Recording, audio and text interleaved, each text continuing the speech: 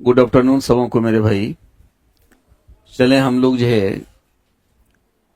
Question की ओर बढ़ते हैं और एक एक क्वेश्चन के बारे में हम लोग बात करते हैं भाई।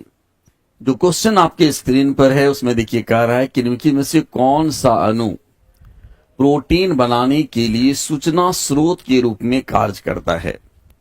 मैसेज कौन देता है भाई, ये आपसे पूछा जा रहा है कि कौन सूचना स्रोत का काम करता है। पहला है राइबो न्यूक्लिक एसिड, दूसरा है फॉस्फोलिपिड, तीसरा है डिऑक्सी राइबो न्यूक्लिक एसिड और चौथा है हमारा कार्बोहाइड्रेट। ध्यान दो मेरे भाई, ये जो राइबो न्यूक्लिक एसिड है ये हमारे सूचना को का स्रोत की तरह कार्य करता है, क्योंकि आप जानते हो कि जो आरएनए है ये 3 प्रकार के होते हैं। एक होता है हमारा ट्रांसफर आरएनए, दूसरा होता है हमारा राइबोसोमल आरएनए और तीसरा होता है हमारा मैसेंजर आरएनए। तो जो मैसेंजर आरएनए है ये जो है मैसेज ले जाने का काम करता है, सूचना देने का काम करता है कि कौन सा प्रोटीन का निर्माण होना है। ये कौन देगा भाई, ये जो है सूचना देने का काम करता है हमारा आरएनए। आंसर हमारा क्या हो जाएगा, तो आंसर हमारा हो जाएगा 7 का जो है फर्स्ट हमारा जो आंसर होगा। यहां पर जैसा सुधार लीजिएगा मेरे भाई, जो आपको आंसर शीट दिया गया होगा उसमें से जो है सी नंबर आंसर किया गया है, जबकि रियल में आंसर हमारा क्या होगा 1 होगा। ठीक है, इसको ऐसा ध्यान से देख लीजिएगा। नेक्स्ट क्वेश्चन देखिए। नेक्स्ट क्वेश्चन है कि निम्नलिखित में से कौन सा कथन गलत है। गलत कथन को चूज करना है मेरे भाई। कहता है आजकल वाहनों में ईंधन के रूप में संपीड़ित प्राकृतिक गैस का उपयोग किया जाता है। कंप्रेस्ड नेचुरल गैस का उपयोग किया जाता है। बिल्कुल, कंप्रेस्ड नेचुरल गैस का मतलब होता है सीएनजी। इसको बोलते हैं compressed natural gas. Compressed natural gas और सीएनजी हो गया इसका सीएनजी। तो संपीड़ित गैस का उपयोग किया जाता है, बिल्कुल किया जाता है मेरे भाई, ये तो बिल्कुल सही है। नेक्स्ट कहता है कि अस्पतालों में दिए जाने वाले ऑक्सीजन सिलेंडर में संपीड़ित गैस होता है। बिल्कुल। उसके बाद कहता है कि ये भी बात सही है, गैसीय अवस्था में कणों की गति अनियमित और अत्यधिक तीव्र होती है। बिल्कुल सही बात है भाई, क्योंकि गैसेस मॉलिक्यूल्स जो होते हैं वो दूर दूर पर होते हैं और दूर दूर पर होने के कारण इसमें जो है गैसों के कणों की जो गति होती है अनियमित होती है। भाई आपने पढ़ा होगा, इस प्रकार से gases molecules moves randomly in zig zag path और इसको कहा जाता है ब्राउनियन मूवमेंट। तीसरा भी सही है हमारा। अस्पतालों में दिए जाने वाले ऑक्सीजन सिलेंडर्स में संपीड़ित गैस नहीं होते हैं। ये कथन हमारा जो क्या है गलत है भाई, संपीड़ित गैस ही होता है। तो यहां पर जो है हमारा आंसर क्या हो जाएगा, आंसर हमारा जो है डी नंबर जो है हमारा आंसर होगा मेरे भाई। नेक्स्ट क्वेश्चन जरा सा देखोगे, कहता है कि निम्नलिखित में से कौन सा विसमांगी विलयन। विसमांगी का मतलब होता है हेट्रोजिनस मिक्सचर। क्या होता है मेरे भाई, हेट्रोजिनस मिक्सचर। 2 प्रकार के मिक्सचर होते हैं। एक ऐसा मिक्सचर जैसे मान लिया जाए कि हम पानी है और उसमें चीनी डाल दें, उसको पूरा घोल दो मेरे भाई। क्या आप ये बता सकते हो कहां तक पानी है कहां तक चीनी है? बिल्कुल नहीं बता सकते हैं। तो ऐसे मिश्रण को जिसमें कि सॉल्यूट और सॉल्वेंट के बीच clear boundary line of separation नहीं होता है, ऐसे मिश्रण कहलाते हैं समांगी मिश्रण कहलाते हैं, जिसको कहते हैं होमोजीनियस मिक्सचर। लेकिन आपसे यहां पर पूछा जा रहा है हेट्रोजीनियस मिक्सचर, तो ऐसे मिश्रण को खोजिए ना जिसमें कि हम clear boundary line of separation कर सकते हैं। जैसे देखो भाई, अगर आप टिंचर आयोडीन में जो अगर मिला दोगे तो हम जाए सेपरेट है नहीं कर पाएंगे।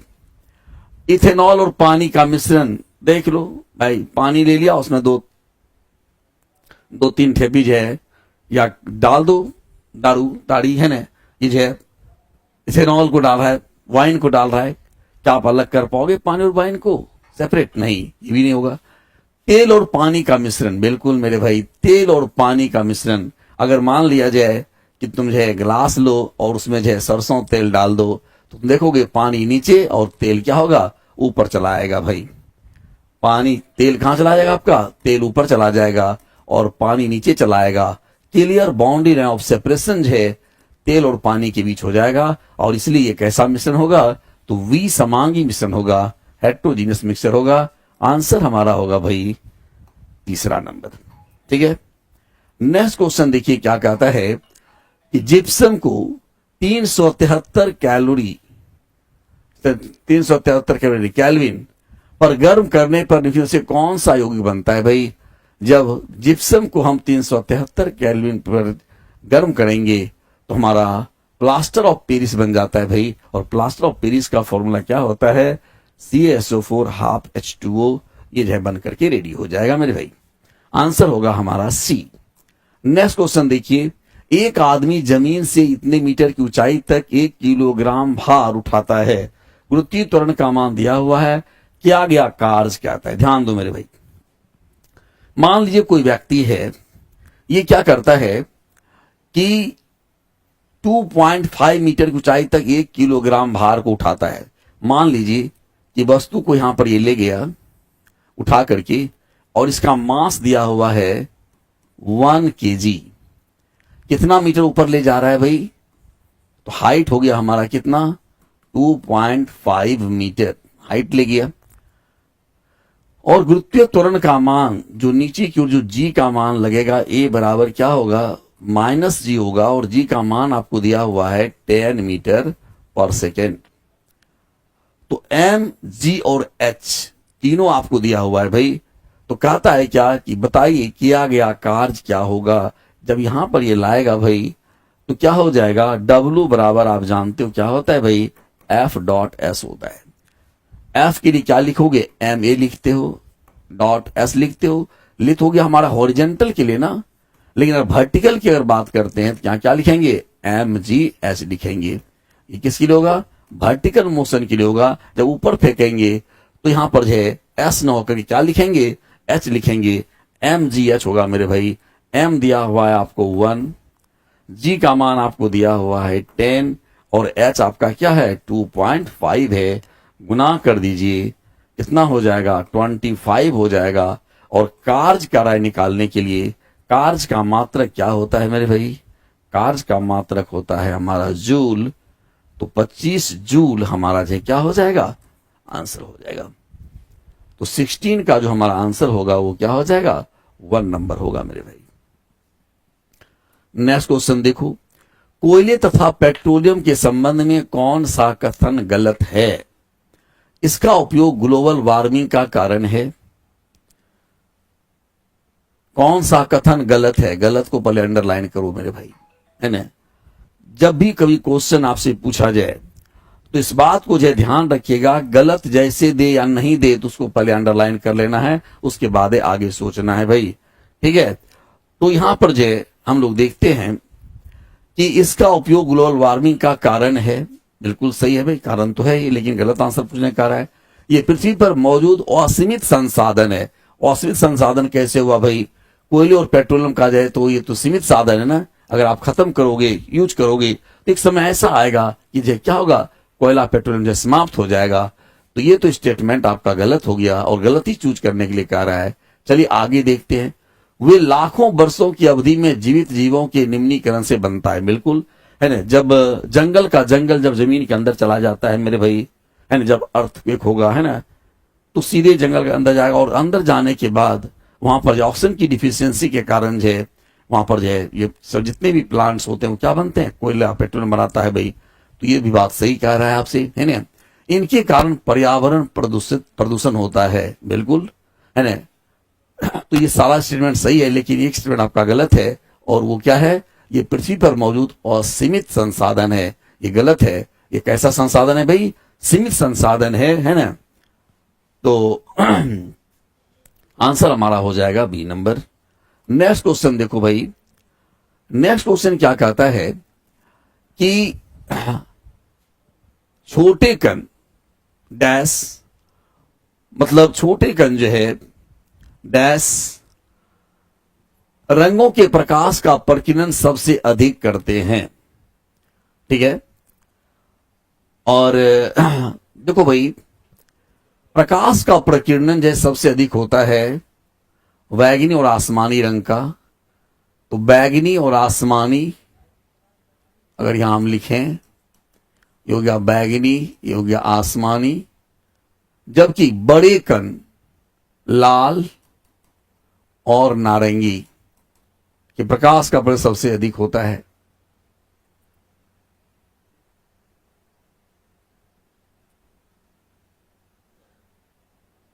कौन सा आंसर हो रहा है भाई? आंसर हमारा 1 हो रहा है ना, देख लो मेरे भाई। आंसर कौन हो गया? 1 हो जाएगा ना। नेक्स्ट क्वेश्चन देखो, किसी आर्मेचर की भुजाओं का कार्यरत बल का परिणाम अधिकतम होता है जब भुजाओं की लंबाई, देखो भाई, कोई आर्मेचर की भुजाओं का कार्यरत बल का परिणाम अधिकतम होता है जब भुजाओं की लंबाई है ना चुंबकीय छेद से 45 कोण पर होता है, चुंबकीय छेद के लंबवत होता है, चुंबकीय छेद के समांतर होता है, चुंबकीय छेद के 60 कोण पर होता है भाई। तो याद रखना मेरे भाई, जब महत्तम कार्य अगर होगा है ना, बल का परिणाम हमारा महत्तम कब होगा? जबकि हमारा 90 डिग्री के एंगल पर होगा, यानी जब लंबवत होगा चुंबकीय क्षेत्र के, तो किया गया कार्य क्या होगा? सबसे बल जो लगने वाला बल होगा क्या होगा? वो सबसे ज्यादा अधिकतम होगा। तो याद रखना चुंबकीय क्षेत्र के लंबवत। नेक्स्ट देखो क्या कहता है कि कौन सी अभिक्रिया उदासीनीकरण अभिक्रिया का उदाहरण नहीं है? उदासीनीकरण की अभिक्रिया हमने बताया था पिछले क्लास में भी है ना, कि भाई उदासीनीकरण की क्रिया उसको कहते हैं जिसमें कि साल्ट और वाटर बनता है। तो साल्ट और वाटर देखो कहां पर बन रहा है भाई? यहां पर भी वाटर बन रहा है, यहां पर भी वाटर बनरीज हो रहा है, यहां भी वाटर रिलीज हो रहा है। जहां पर वाटर रिलीज नहीं हो रहा है ये उदासीनीकरण नहीं होगा भाई। क्यों नहीं होगा? इसलिए नहीं होगा कि यहां पर देखिए कि यहां पर जो है हमारा जो साल्ट जो बन रहा है ना, उसमें क्या है? OH मॉलिक्यूल्स मौजूद है, और OH जो है किसका इंडिकेशन है? OH है बेस का इंडिकेशन है ना। तो ये बढ़ जाएगा, ये बेसिक बन रहा है भाई। तो उदासीनीकरण कैसे हुआ? यहां पर जो बन रहा है देखो, ये जो है न्यूट्रल साल्ट बन रहा है हमारा, नॉर्मल साल्ट बन रहा है, और वाटर मॉलिक्यूल्स बाहर निकल रहे हैं। इसलिए आंसर हमारा क्या हो जाएगा? ये पूछ रहा है आपसे कि उदाहरण नहीं है, तो नहीं है तो ये वाला उदाहरण नहीं होगा कि उसमें जो है हमारा वाटर नहीं बन रहा है मेरे भाई। देखिए यहां पर कहता है कि कोमुटेटर का उपयोग धारा की दिशा को बदलने के लिए किया जाता है। बिल्कुल सही बात है भाई। तो डीसी मोटर और डीसी जनरेटर दोनों, केवल डीसी मोटर, केवल जनरेटर, केवल एसी मोटर नहीं, ये जो कोमुलेटर का जो उपयोग किया जाता है भाई धारा को बदलने के लिए, वो डीसी मोटर और डीसी जनरेटर दोनों में किया जाता है। नेक्स्ट क्वेश्चन देखिए क्या कहता है कि लार में मौजूद कौन सा एंजाइम स्टार्च के जटिल अणु को सरल शर्करा में घटित करता है? ध्यान देना भाई, हमारे लार में जो है पाया जाता है स्लैवरी एंजाइम, ठीक है, और ये स्लैवरी एंजाइम है स्लैवरी एमाइलेज। यहां पर देखो लाइपेज वसा को पचाने वाला एंजाइम है, ये वसा को पचाता है भाई। पेप्सिन और ट्रिप्सिन ये दोनों किसको पचाने वाला एंजाइम है? ये प्रोटीन को पचाने वाला एंजाइम है ना। ये फैट को पचाने वाला एंजाइम है, और एमाइलेज जो है ये कार्बोहाइड्रेट को पचाने वाला एंजाइम है। और यहां पर आपसे पूछा भी जा रहा है कि शर्करा का पाचन कौन करेगा भाई? आंसर हमारा क्या हो जाएगा? लार में जो एमाइलेज है ये जो है क्या करता है? स्टार्च को जो है माल्टोज में तोड़ने का काम करता है भाई। स्टार्च को इसमें तोड़ देगा, स्टार्च को माल्टोज में तोड़ने का काम करेगा। आंसर हमारा क्या हो जाएगा? एमाइलेज होगा। नेक्स्ट क्वेश्चन देखिए, अंडे देने वाले प्राणियों को क्या कहा जाता है? आप जानते हो मेरे भाई, जो अंडा देते हैं उसे हम लोग कहते हैं ओविपेरस।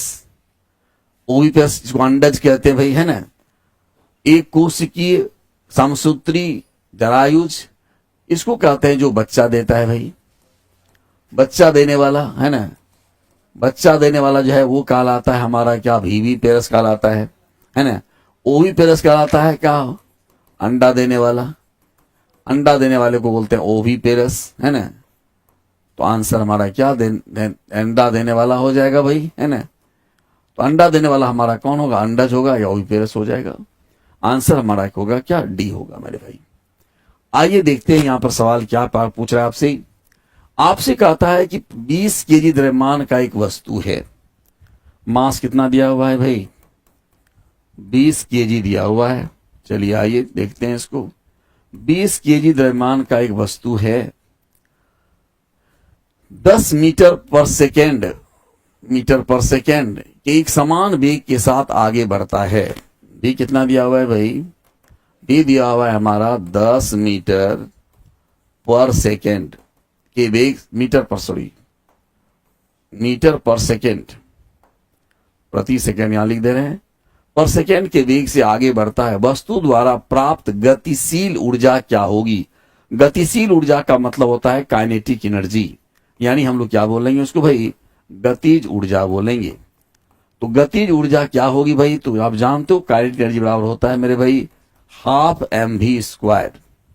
आपने पढ़ा होगा कि जब m द्रव्यमान का कोई वस्तु जब v वेलोसिटी के साथ गति करता है तो इसकी जो गतिज ऊर्जा होती है वो होता है हमारा क्या? Half mv²। बस इसी फॉर्मूला पर बैठा दीजिए और काइनेटिक एनर्जी का मान निकाल लीजिए। 1/2 हो जाएगा। मास कितना दिया हुआ है भाई? 20 केजी दिया हुआ है। और वेलोसिटी कितना दिया हुआ है? 10। तो 10 का स्क्वायर कर दीजिएगा। यहां पर क्या हो जाएगा? यहां पर हो जाएगा हमारा, काट दीजिए इसको, 10 होगा, 10 पर क्यू हो गया, यानी 1000 हो गया। और क्या है ये? एनर्जी है। एनर्जी का मात्रा क्या होगा मेरे भाई? जूल होगा। तो आंसर हमारा क्या हो जाएगा? 1000 जूल होगा।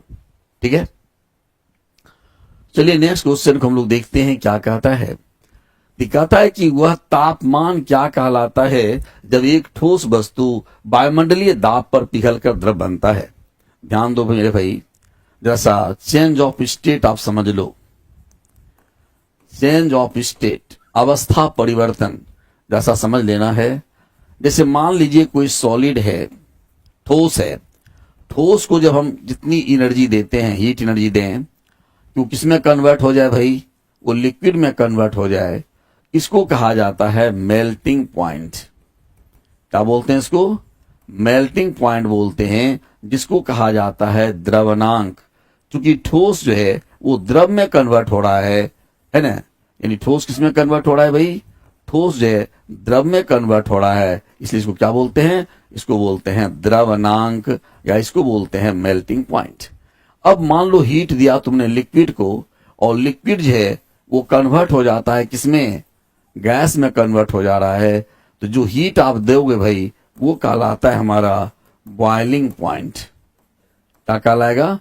बॉइलिंग पॉइंट, जिसको बोला जाता है क्वथनांक। अब अगर तुम हीट रिलीज करा दो, गैस से हीट को तुम निकाल दोगे, माइनस कर दोगे हीट भाई, है ना? तो क्या होगा? फिर ये द्रव में कन्वर्ट कर जाएगा, जिसको बोलते हैं कंडेंसेशन। क्या बोलेंगे इसको? कंडेंसेशन बोलते हैं, जिसको कहा जाता है संघनन। और यदि द्रव से हीट निकालें और निकाल दें और ये ठोस में कन्वर्ट हो जाए, इसको हम लोग बोलते हैं फ्रीजिंग। क्या बोलेंगे? फ्रीजिंग बोलेंगे, जिसको बोलते हैं हिमांक। तो आपका सवाल जो पूछ रहा है मेरे भाई, उसके अनुसार आप आंसर कर लीजिए। क्या हो जाएगा आंसर? आप देख लो, है ना? तो क्या कह रहा है कि ठोस से किसमें कन्वर्ट किया जा रहा है? द्रव में। तो ठोस से जब द्रव में कन्वर्ट करोगे तो क्या होगा? द्रवनांक हो जाएगा, या गलनांक किसी को बोलते हैं भाई, यानी मेल्टिंग पॉइंट। लिखा हुआ मेल्टिंग पॉइंट। आंसर हमारा क्या हो जाएगा? पहला नंबर आंसर सही होगा।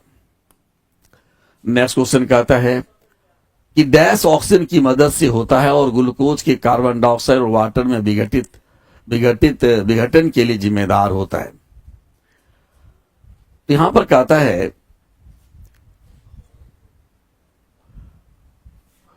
कौन सी क्रिया ऑक्सीजन की मदद से होता है भाई? ऑक्सीजन की मदद से होता है ऑक्सीजन, है ना? ऑक्सीजन जो होता है, जिसको कहते हैं एरोबिक रेस्पिरेशन, जो कि insufficient amount of oxygen. Oxygen की जब बहुत सफिशिएंट मात्रा होती है भाई, है ना, तब ऑक्सीजन होता है। और आप जानते हो उस समय क्या होता है कि जो हमारे कार्बोहाइड्रेट मॉलिक्यूल है C6H12O6 + 6O2 gives 6CO2 plus 6H2O। ठीक है, तो ये पूर्ण विघटन जब कार्बोहाइड्रेट का होता है, इसके प्रेजेंट में होगा, ऑक्सीजन के प्रेजेंट में, तो कार्बन डाइऑक्साइड वाटर बनता है। इस प्रोसेस को कहा जाता है ऑक्सीजेनिक रेस्पिरेशन। इसको क्या बोलते हैं? Oxygenic respiration.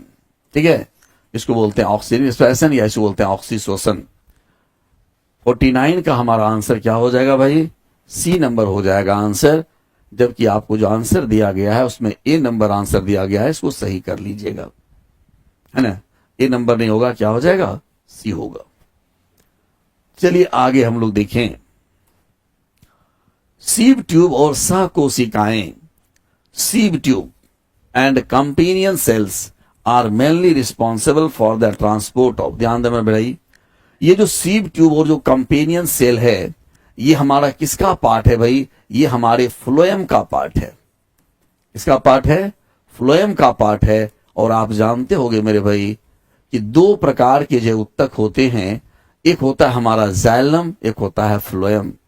फ्लोएम जो है वो क्या करता है भाई? ये फ्लोएम जो है ये जल तथा ये फ्लोएम जो है भोजन को कैरी करने का काम करता है भाई। भोजन को कैरी करता है, फूड को कैरी करने का काम करता है भाई। और जो जाइलम है, ये जाइलम किसको कैरी करता है? वाटर एंड मिनरल्स को कैरी करता है।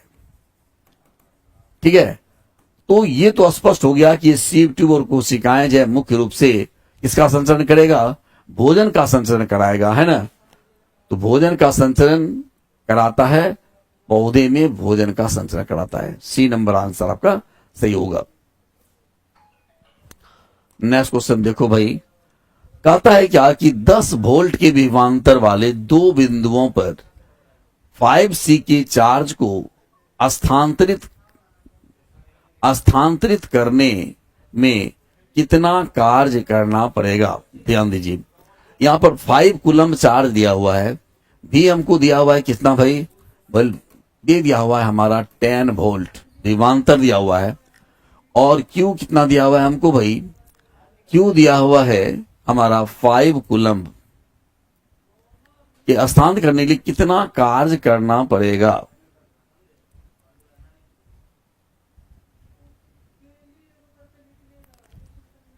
ध्यान दीजिए, विभवांतर की परिभाषा क्या होती है पहले ये समझ लो। यूनिट पॉजिटिव चार्ज को, यूनिट पॉजिटिव चार्ज, कितना चार्ज? यूनिट पॉजिटिव चार्ज को, है ना, दिए गए बिंदु से अनंत से दिए गए बिंदु तक लाने में जो किया गया कार्य होता है, उसी को हम लोग क्या बोलते हैं भाई? उसी को हम लोग विभव बोलते हैं। ठीक है, तो यहां पर जो है हमारा जो है लाने में जो कार्य करना पड़ता है, तो W कार्य करने में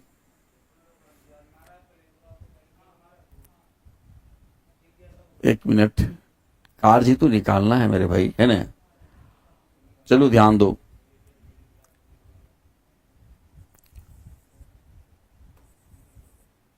यूनिट पॉजिटिव चार्ज को, यानी यहां पर क्या है? 5C कूलम चार्ज को जो है लाने में अगर W कार्य किया जाता है, तो 1 कूलम चार्ज को लाने में कितना कार्य करना पड़ेगा भाई? तो W बाय Q होगा। और W बाय Q क्या कहलाएगा? हमारा वोल्ट कहलाएगा। तो W ये फॉर्मूला आपके पास चला आया। तो भी हमको कितना दिया हुआ है? 10 दिया हुआ है। W हमको क्या करना है? निकालना है भाई। और चार्ज हमको कितना दिया हुआ है? 5 दिया हुआ है। तो 5 × 10 कितना हो जाएगा? 50 हो जाएगा ना। अब देखिए, यहाँ पर आपको कंफ्यूज कराने के लिए ये क्या क्या दिया हुआ है? एम्पियर में दिया है। तो भैया वर्क जो एम्पियर में तो होता नहीं है, 5 एम्पियर होगा नहीं। कूलम तो आवेश का मात्रक है, वोल्ट भी विभवांतर का मात्रक है। तो कार्य हमें निकालने का रहा है ना, तो इसको नहीं भी बना करके हम इसको बना सकते हैं। सबका तो 50 मान है भाई। हम जैसे देखेंगे कार्य, तो कार्य का मात्रक होता है जूल, आंसर मार देंगे। नहीं बनाएंगे तो ही मार देंगे। ठीक है, लेकिन आप यहां पर समझ लीजिए कि यूनिट पॉजिटिव चार्ज को किसी दिए गए बिंदु तक लाने में जो कार्य करना पड़ता है उसको विभव कहते हैं।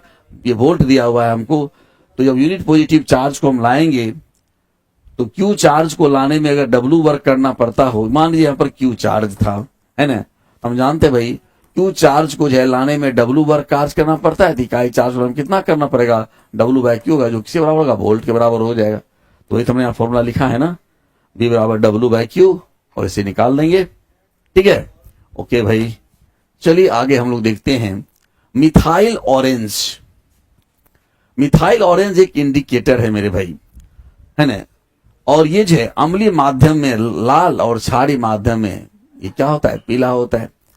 तो पहला आंसर तुम्हारा सही हो जाएगा भाई कि ये जो है एसिड मिथाइल ऑरेंज जो है लाल करेगा और जो है बेस में जो है क्या हो जाएगा, मीडियम में येलो रंग प्रदान करेगा भाई। आंसर हमारा हो जाएगा फर्स्ट। विषाणु की विशेषता क्या है?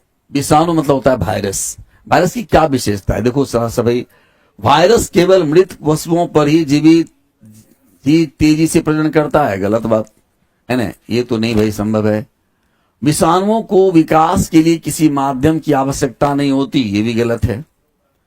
विषाणु में वसा और कैंसरकारी तत्व मौजूद होते हैं, कैंसर का कारण तो नहीं है भाई, है ना, ये भी नहीं होगा, है ना। विषाणु केवल मेजबान पर ही बहुगुणित होते हैं, बिल्कुल सही बात है ना। देखो मेरे भाई, यहां पर समझना इस बात को है कि वायरस जो है वो लिविंग और नॉन लिविंग के बीच का योजक कड़ी कहा जाता है। वायरस को क्या बोलते हैं? ये विषाणु को जो है ना, सजीव तथा निर्जीव के बीच का, सजीव तथा निर्जीव के बीच का योजक कड़ी कहा जाता है। इसका मतलब ये लिविंग की तरह भी कार्य करता है मेरे भाई, और नॉन लिविंग की तरह भी कार्य करता है। ये लिविंग की तरह कब कार्य करता है? जब कोई वायरस किसी बॉडी के अंदर जब प्रवेश कर जाता है, किसी होस्ट के अंदर प्रवेश करेगा, किसी मेजबान के अंदर जब प्रवेश करेगा, है ना, तो क्या हो जाएगा, वो लिविंग हो जाएगा, वो अपने सारे गुण उसमें आ जाएंगे लिविंग बींग्स के। लेकिन अगर मान लिया जाए कि अगर वायरस को जब बाहर निकाल के टेबल पर रख दो या कहीं और जगह रख दो भाई, तो फिर वो क्या होगा, बिल्कुल निर्जीव की तरह कार्य करेगा। तो यहां पर जो हमारा आंसर क्या हो जाएगा, विषाणु केवल मेजबान पर ही बहुगुणित होते हैं। ठीक है, होस्ट में जब जाएगा तब जो है वो वृद्धि करना शुरू कर देगा। अब जो कहता है अपने आप हवा में नाइट्रोजन का यौगीकरण कर सकता है, तो भाई नाइट्रोजन का यौगीकरण कौन करेगा? जो दलहन पौधे होते हैं उसके जड़ में पाया जाता है नाइट्रोजन फिक्सिंग बैक्टीरिया, राइजोबियम। और यहां पर देखो हमारा गेहूं, मक्का, कंद, ये सब तो नहीं है भाई, है ना। हमारा जो बीन्स जो है वो क्या है, हमारा जो लेगुमिनस प्लांट है, और ये जो है क्या करेगा, नाइट्रोजन का यौगीकरण कराएगा, नाइट्रोजन को नाइट्रेट में बदलने का काम करेगा। ठीक है, आंसर हो जाएगा हमारा डी। निम्नलिखित में से कौन मोनेरा समूह से संबंधित नहीं है? ध्यान देना मेरे भाई, मोनेरा समूह से संबंधित हमारा जो है कौन नहीं है भाई? तो बैक्टीरिया तो मोनेरा के अंदर का जीव है, साइनोबैक्टीरिया भी उसी के अंदर का जीव है, माइकोप्लाज्मा उसी के अंदर का जीव है भाई। लेकिन जो है डायटम जो है, ये जो है हमारा मोनेरा के अंदर जो है पाया जाने वाला जीव नहीं है मेरे भाई, है ना। ये जो है फंगस है ना, तो कवक के अंदर आने वाला जीव है ये। आंसर हमारा हो जाएगा डायटम। इस आंसर को भी सुधार लीजिएगा, आपका जो आंसर देखते हैं जो किया गया है, जो आप उसका आंसर जो है आपका गलत है, इसमें डी नंबर आंसर दिया गया है जो गलत है, बी नंबर आंसर आपका क्या होगा, वो सही होगा मेरे भाई। नेक्स्ट देखो, यदि तापमान बढ़ता है तो ध्वनि की गति क्या होती है? ये क्वेश्चन जो है ना अधूरा क्वेश्चन है। इस क्वेश्चन को थोड़ा सा इस प्रकार से लिखना चाहिए था, है ना, यदि गैसीय माध्यम में अगर ऐसा लिख दिया जाता तो आंसर हो जाता है हमारा आसान भाई। ऐसे अगर जब तुम ताप बढ़ाओगे तो मीडियम रेयर होगा, और रेयर मीडियम में ध्वनि का वेग जो है वो कम हो जाएगा। लेकिन अगर गैसीय माध्यम में तापमान बढ़ाते हैं तो ध्वनि की गति क्या होती है, बढ़ती है। अगर मान लो आप जानते हो कि 1 डिग्री सी अगर ताप बढ़ाते हो, 1 डिग्री सी ताप बढ़ाने पर ध्वनि का वेग ध्वनि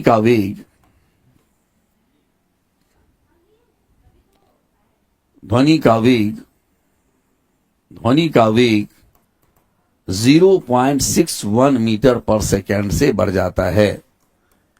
क्या होता है मेरे भाई, ये बढ़ जाता है। ये कब, ये गैसीय माध्यम की बात होती है तब।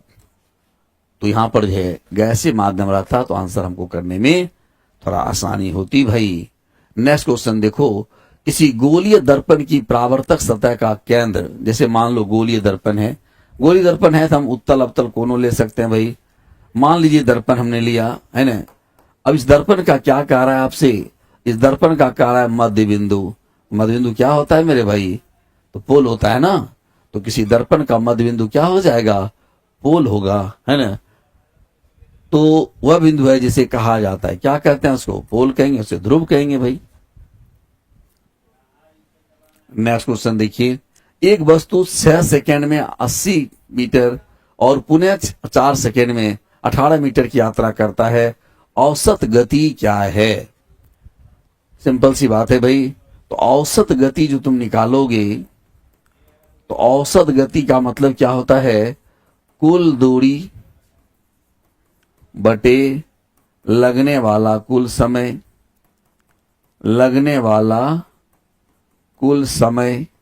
कुल दूरी कितनी हो गई, 6 सेकेंड में 18 मीटर, 4 सेकेंड में 18 मीटर, 18 कितना हो जाएगा भाई, 36 मीटर हो जाएगा। डिस्टेंस 36 हो गया, समय कितना लगा, 6 4 10 हो गया, भाग दोगे 3.6 मीटर पर सेकेंड, ये आपका जो क्या हो जाएगा, औसत गति हो जाएगा। नेक्स्ट क्वेश्चन देखो मेरे भाई, अभिक्रिया के संबंध में निम्नलिखित में से कौन सा कथन गलत है। अब देखिए यहां पर 2PbO plus C equal to 2Pb plus CO2 यहां देना मेरे भाई। इस रिएक्शन में आप क्या देख रहे हो, 2PbO प्लस C, ये क्या हो रहा है भाई, 2Pb प्लस CO2, यहां देना मेरे भाई।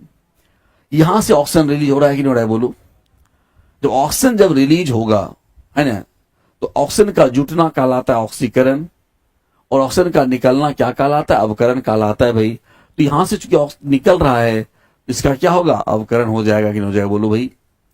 ठीक है, और तो लेड का क्या हो गया, अपचयन हो गया भाई, ये बात सही है। और कार्बन के साथ ऑक्सीजन क्या है, जुटा कि नहीं जुटा, बोलो। जब तो क्या हो जाएगा, उपचयन हो जाएगा, यानी ऑक्सीडेशन रिएक्शन हो जाएगा। तो ये दोनों ही स्टेटमेंट हमारा क्या है, सही है। और जब ये दोनों स्टेटमेंट सही होगा तो आंसर हमारा क्या हो जाएगा भाई, 1 और 2।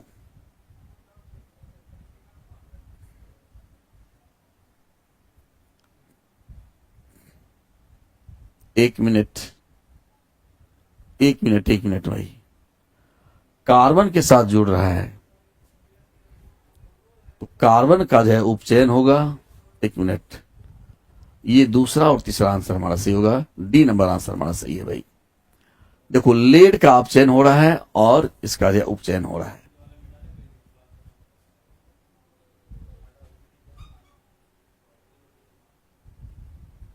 क्या आंसर दिया है 58 का, देख लू 58 का आंसर 1 और 2 दिया हुआ है। कार्बन डाइऑक्साइड का अपचयन नहीं हो रहा है।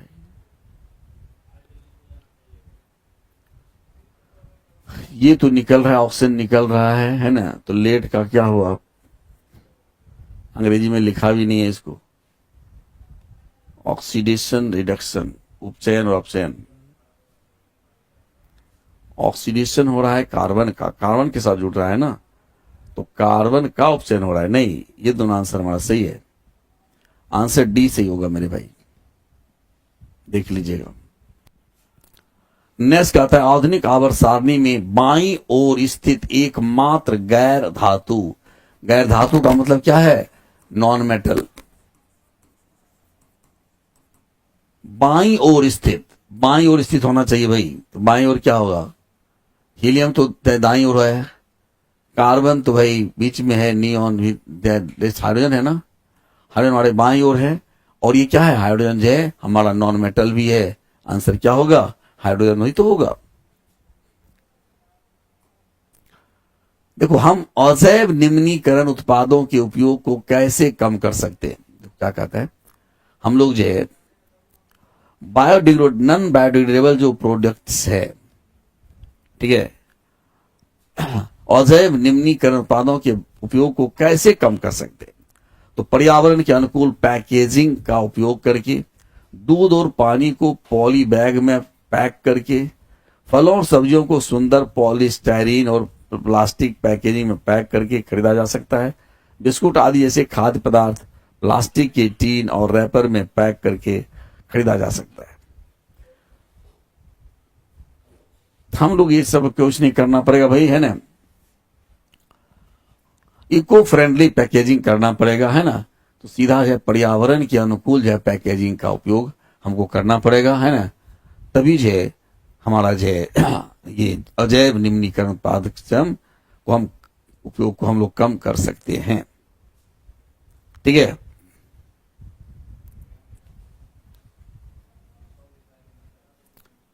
ठीक है मेरे भाई। नेक्स्ट क्वेश्चन, ये तुम्हारा क्वेश्चन था, है ना। इतना ही क्वेश्चन इस सेट में जो है साइंस से पूछे गए थे मेरे भाई। ठीक है, थैंक यू। नेक्स्ट क्लास में जो है हम लोग मिलते हैं। Okay, bye. चलिए, नमस्कार साथियों, आप सभी का स्वागत है और आज की क्लास को कंटिन्यू करेंगे। आज की क्लास में हम लोग ग्रुप डी के डिस्कशन को देखेंगे। ग्रुप डी के डिस्कशन के मैथ्स वाले पोर्शन को हम लोग देखने की कोशिश करेंगे। तो सभी लोग फटाफट जुड़ जाएंगे आज की क्लास में और आज स्टार्ट करते हैं आज के क्वेश्चंस। आज के क्वेश्चंस को हम लोग देखेंगे कि आज के क्वेश्चंस में किस किस सवाल को दिया गया है, किस टाइप के सवाल आपके पेपर में दिया गया है। यहां पे देखो, कह रहा है कि एबीसी, त्रिभुज एबीसी और डीएफ ये समरूप है।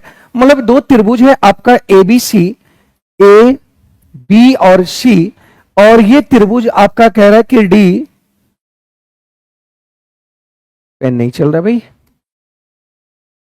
डी और ई ये दोनों समरूप है। तो जब ये दोनों समरूप है तो याद रखना कि डी ई एफ, क्षेत्रफल डी ई एफ और यहां पे क्षेत्रफल ए बी सी, ये आपका क्या होगा कि संगत भुजाओं पे डिपेंड करेगा, संगत भुजाओं के रेशियो पे डिपेंड करेगा। तो संगत भुजाओं का रेशियो मतलब ये बीसी और ई एफ, तो बीसी और ई एफ के स्क्वायर पे डिपेंड करेगा। और भी कह सकते हैं कि ए बी का स्क्वायर और ए बी का स्क्वायर और डीई का स्क्वायर इक्वल टू ए सी का, सॉरी डी है ना, तो डी है तो पहले यहां पे हो जाएगा, देखो यहां से पहले डीई और ए बी, इसका संगत भुजा ये हो गया। फिर कह सकते हैं कि ई एफ और बी सी इसका, फिर कह सकते हैं यहां से डी एफ और ए सी इसका स्क्वायर। मतलब ये जो त्रिभुज अगर समरूप है तो इसका जो क्षेत्रफल होगा, ये क्षेत्रफल इसके संगत भुजाओं की रेशियो के स्क्वायर पर डिपेंड करेगा, स्क्वायर पर डिपेंड करेगा। तो स्क्वायर पर डिपेंड करेगा तो इसका मतलब क्या हुआ कि इसका डी ई एफ और त्रिभुज ए बी सी, तो देखो यहां से क्या है कि बी सी डी ई का मान कितना है, ई एफ का मान कितना है, ई एफ दिया हुआ है 4 और यहां पे बी सी की बात किया गया है 1, तो इसका स्क्वायर करेंगे तो ये 4 चौक 16 और ये 1, मतलब ऑप्शन नंबर क्या हो जाएगा, बी हो जाएगा। क्योंकि 16/1 1 नीचे लिखे या ना लिखे कोई फर्क नहीं पड़ता है, इस बात को ध्यान देना। क्लियर है यहां तक? बात समझे यहां तक? कोई दिक्कत, किसी को परेशानी? बोलो, यहां तक कोई दिक्कत नहीं ना? अब आगे बोला गया है कि एक बेईमान दुकानदार अपने माल करेमूल पर बेचने का दिखावा करता है।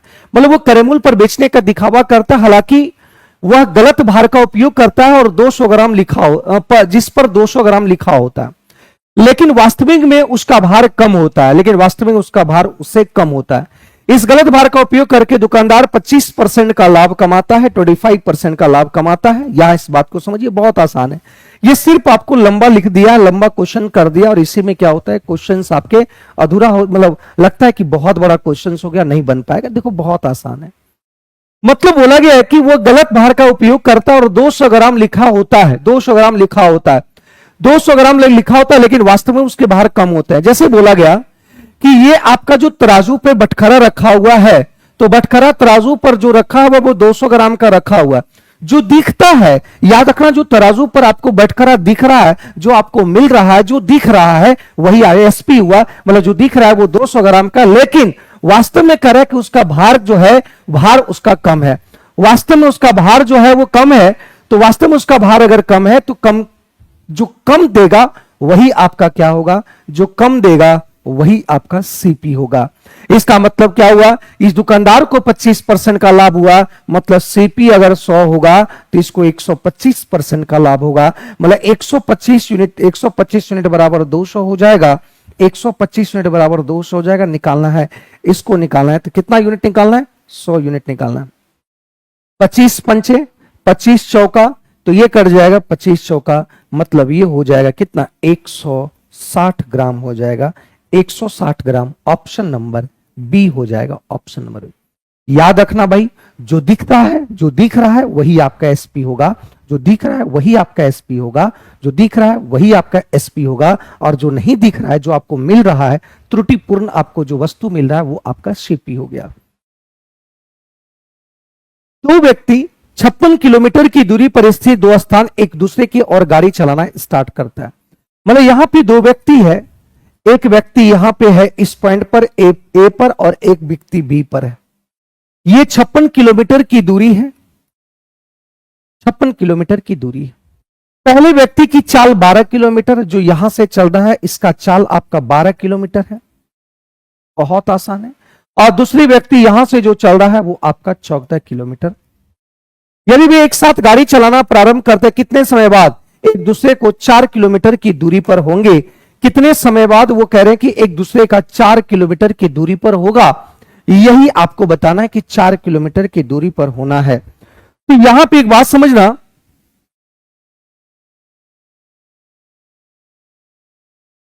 एक दूसरे की ओर चलता है, ठीक है, कह रहा है कि वो कितने समय बाद एक ही समय में चलना स्टार्ट करता है। अगर ये 9 बजे चलना स्टार्ट करेगा तो ये भी 9 बजे चलना स्टार्ट करेगा, और कह रहा है कितने समय बाद वो भी दोनों के बीच की दूरी में आपका 4 किलोमीटर बच जाएगा, मतलब ये आपका यहां से यहां दूरी तय कर लेगा। देखिएगा, मतलब वही समय में ये यहां से स्टार्ट किया, यहां से स्टार्ट किया, यहां पे आया, ये यहां से स्टार्ट किया, यहां पे आया, मतलब ये आपका बीच का फासला 4 किलोमीटर बच जाएगा। मतलब कितने समय में ये दोनों के बीच का फासला, एक आदमी यहां पे, एक आदमी यहां पे, 4 किलोमीटर का फासला बच जाएगा। मतलब ये कवर कितना करेगा, तो 56 में से 4 आपका 52 किलोमीटर कवर करेगा।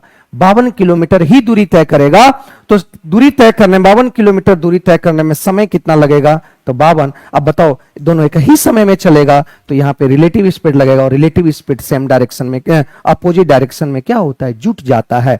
तो ये आपका आ गया 26 किलोमीटर पर आवर। 12 और 14 जुट जाएगा, तो ये कट जाएगा आपका 2 घंटा में। मतलब 2 घंटे में वो एक दूसरे के कितना, 4 किलोमीटर की दूरी पर रहेंगे 2 घंटे के बाद।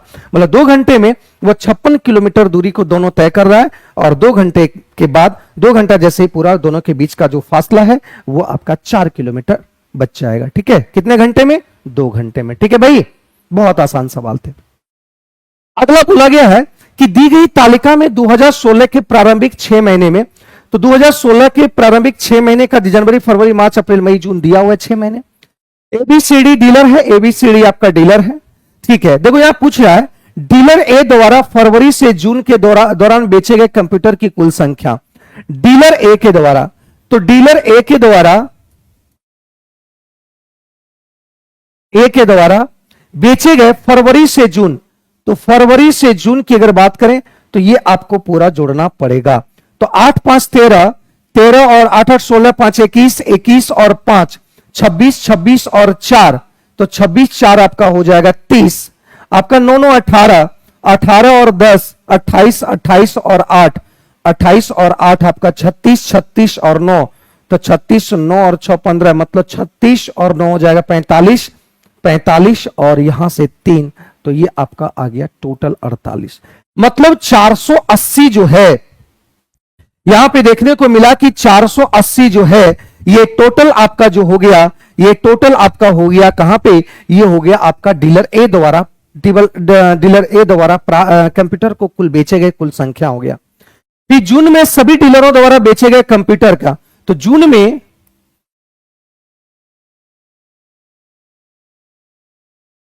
सभी डीलर द्वारा, किसमें बोला गया, जून में। तो जून की बात किया गया, तो जून में यहां पे लेंगे, जून यहां पे लेंगे, मतलब ये सारा आपका जुटेगा। तो जून में सभी लोग जुटेंगे, तो यहां से हो जाएगा 1 2 1 3, 3 और 8, 3 8 11, 11 और 5, 11 5 16, 10 10 20, 20 और 9 9 9 18, 20 और 18 हो गया 38, 38 और 1 39, 96, है ना।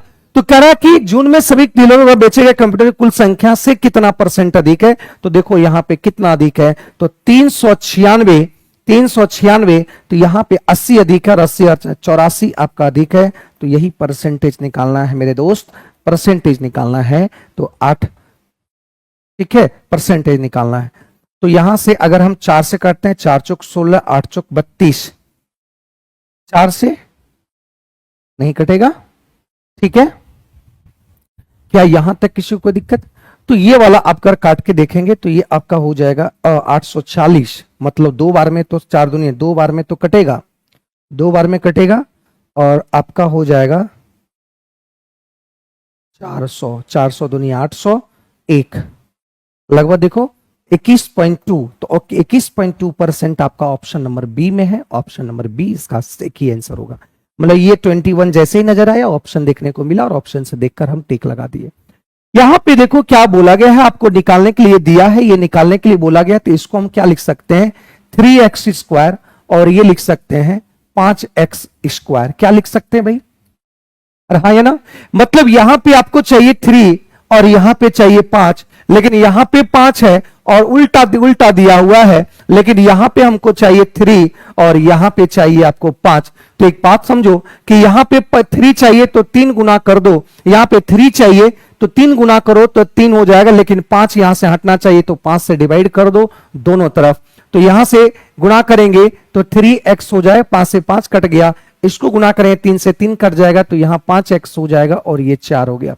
लेकिन वहां पे निकालना है स्क्वायर का मान, तो स्क्वायर का मान करेंगे तो बोथ साइड स्क्वायरिंग करेंगे, तो ये 3 तिया 9x, 3 तिया 9x² और ये आ जाएगा 25 का x² और प्लस 2ab और इक्वल टू 4 चौक 16, तो ये कट जाएगा और उधर चलाएगा 16, तो उधर चलाएगा आपका 3 दूनी 6, 16 25 80, 80 में से 6 जाएगा तो ये आपका 74 आपका 5 आ गया। तो 74/5 इज द राइट आंसर, इसका सही उत्तर हो जाएगा। एक मिनट,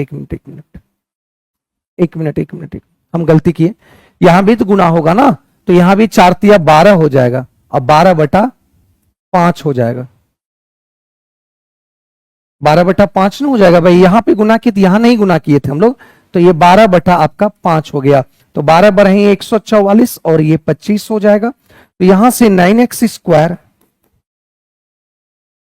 और ये 144/25 और ये आ गया 6/5, तो यहां से आ गया 25 और ये आ गया आपका 5 5 25, तो 6 5 30, 30 आपका चला जाएगा, तो यहां पे 30 आपका चला जाएगा, तो 114। Option number D is the right answer, D इसका सही उत्तर आ गया, डी इसका सही आंसर आ गया भाई, D is the right answer. ठीक है, बहुत आसान सवाल था।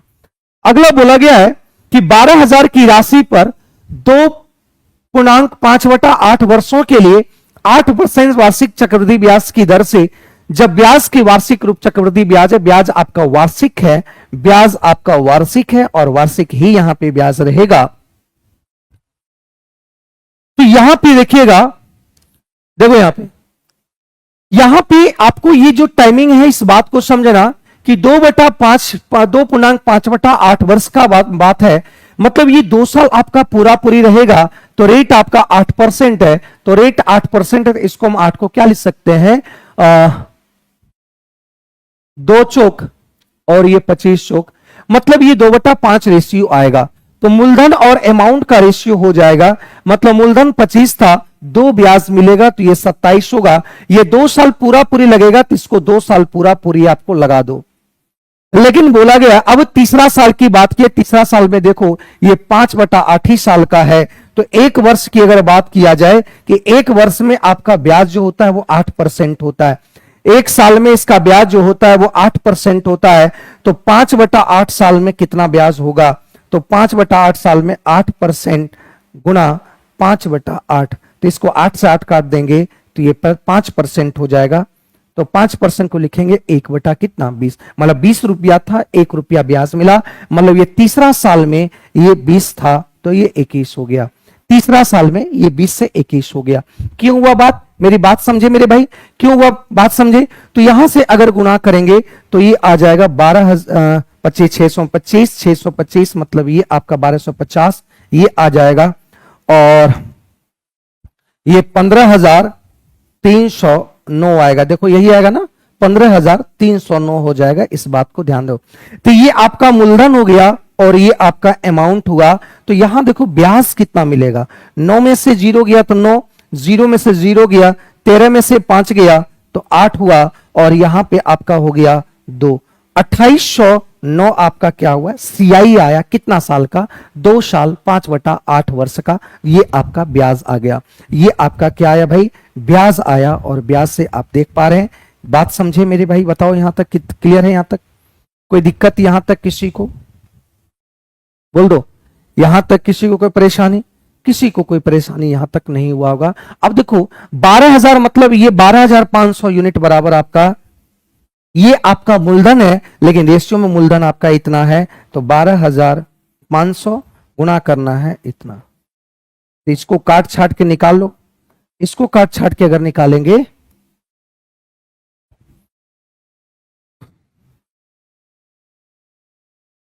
24 पंचे और ये 25 पंचे, 24 गुना, ठीक है। तो यहां से इसको जब गुणा करेंगे तो गुणा करने के बाद देख लो आंसर समथिंग से आंसर क्या आएगा, तो ये आप कर लेना। आंसर आ जाएगा आपका क्या?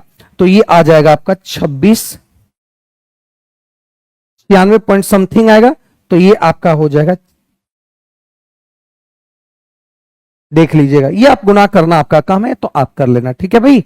इसमें समय लॉस करने की कोई जरूरत नहीं है। ये आपका काम है, गुणा भाग करना आपका काम है, आप इसको आराम से करना।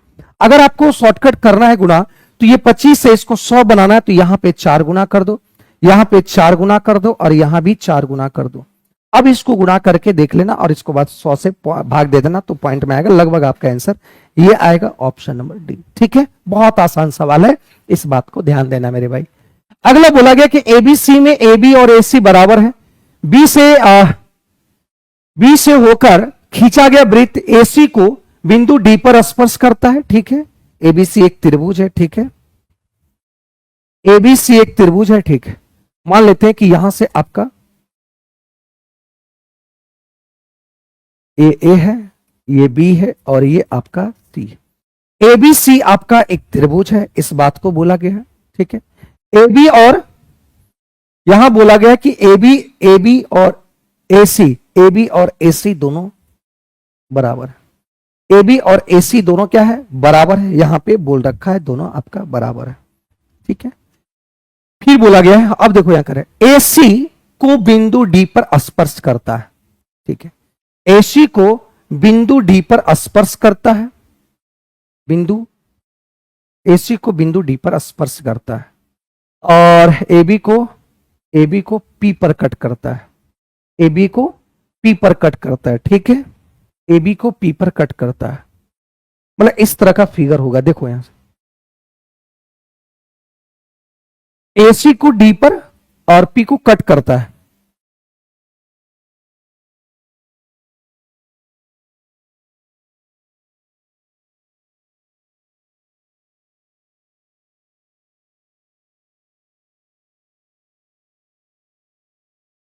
ये आपका डी पे कट करता है और ये कह रहा है कि डी एसी का मध्य बिंदु है, मतलब ये और ये दोनों आपका बराबर है।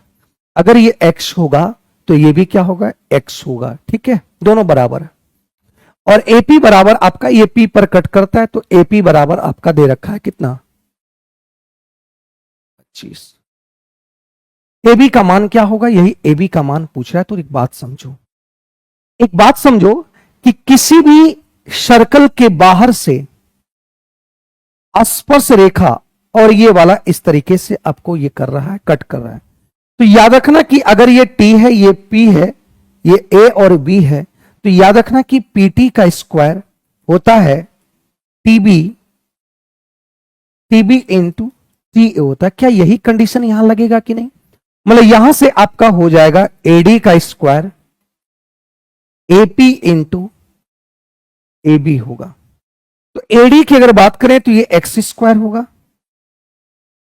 ठीक है, ये एक्स स्क्वायर हो जाएगा, ठीक है। और एपी की अगर बात करें तो एपी आपका हो गया कितना, एपी आपका 25 हो गया।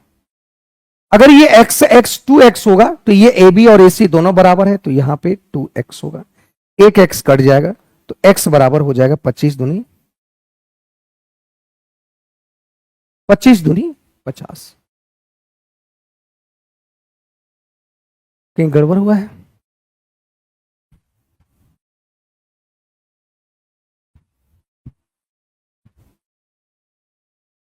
ठीक है, तो यहां पे कोई मैच नहीं कर रहा है,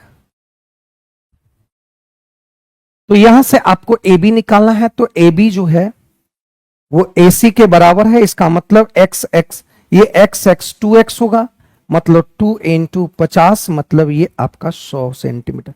यहां कोई ऑप्शन नहीं मैच करा, इसका मतलब ये आपका पॉइंट में होगा, ये आपका पॉइंट में होगा, ये आपका पॉइंट में होगा। तो यहां से आपका हो जाएगा कितना, ये आपका 5 हो जाएगा, तो ये 5 होगा, तो ये भी 5 हो जाएगा, मतलब ये आपका 5 दूनी कितना होगा, 10 हो जाएगा।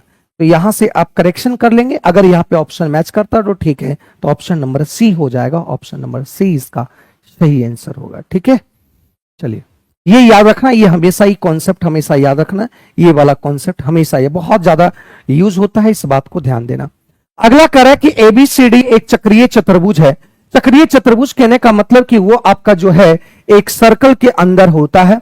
चक्रीय चतुर्भुज जो होता है वो एक सर्कल के अंदर होता है।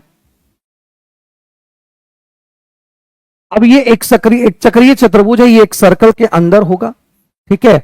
यहां से बोला गया कि ए बी सी और डी, एबीसीडी एक चक्रीय चतुर्भुज है, और चक्रीय चतुर्भुज में ए बी आपका दे रखा है 16.5, फिर बीसी दे रखा है आपका एक्स, सीडी दे रखा है 11, और एडी दे रखा है आपका इतना। तो याद रखना इसको इसको मिला दिए, तो यहां से याद रखना एसी और बीडी को बिंदु ऊपर कट करता है, बीडी को बिंदु ऊपर कट करता है, बीडी को बिंदु ऊपर कट करता है, इस बात को ध्यान देना। तो यहां से एक्स का मान क्या होगा, एक्स की मान क्या होगा, तो इस बात को समझना कि बीडी को यहां पे ऊपर कट करता है, बीडी को क्या बोल रहा है, बीडी एसी, एसी जो है, एसी जो है बीडी को मतलब इसको द्विभाजित करता है। याद रखना एक सर्कल के अंदर कोई चतुर्भुज एक कर्ण एक विकर्ण दूसरे विकर्ण को अगर कह रहा है कि यह समद्विभाजित कर रहा है, तो याद रखना कि यहां से आपका हो जाता है एडी इंटू सी डी बराबर होगा A B into B C, ठीक है, क्योंकि ये चतुर्भुज आपका समरूप हो जाता है, ये दोनों समरूप हो जाता है। तो याद रखना कब, जब एक विकर्ण दूसरे विकर्ण को क्या करता है, बाइसेक्ट करता है, एक विकर्ण ए से बीडी को समद्विभाजित कर रहा है, मतलब ये दो बराबर भाग में इसको बांट रहा है, तो एडी और डीसी और एबी और बीसी दोनों क्या होता है, दोनों का गुणनफल आपका बराबर होता है, इस बात को ध्यान देना है ना। तो यहां से देखो एडी का मान कितना है, एडी का मान कितना है, एबी का मान कितना है, और बीसी का मान कितना है, एक्स, ठीक है। पॉइंट हटाएंगे, ये पॉइंट पॉइंट कैंसिल हो जाएगा, 11 कहीं 11, 11 पच्चे 55, ठीक है। तो यहां से अगर हम करेंगे 3 से काटेंगे तो 3 पचे और 3 से काटेंगे 6 तिया 18 और 6 तिया 18, तो यहां से आ जाएगा 66/5, ये x का मान आएगा। तो x का मान हो जाएगा आपका 5 इकाई 5 और 16, 5 तिया 15, 13 पच्चे 65, और ये इतना आ जाएगा। ऑप्शन नंबर डी आ जाएगा। बहुत आसान सवाल थे, ठीक है भाई, बहुत आसान सवाल थे। ये कंडीशन याद रखना।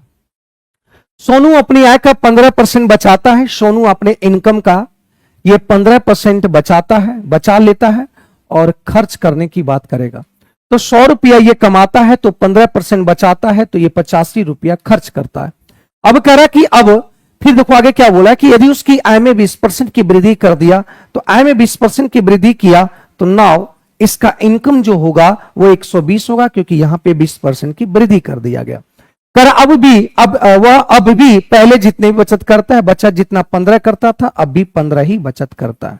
मतलब ये दोनों आपका क्या है, बराबर है। 15 बचत कर रहा है, मतलब ये दोनों आपका क्या होगा, बराबर होगा। ये दोनों बराबर है। 120 कमाता है 15 बचाता है, इसका मतलब 120 कमाता है 15 बचाता है, मतलब 105 रुपया खर्च करता है।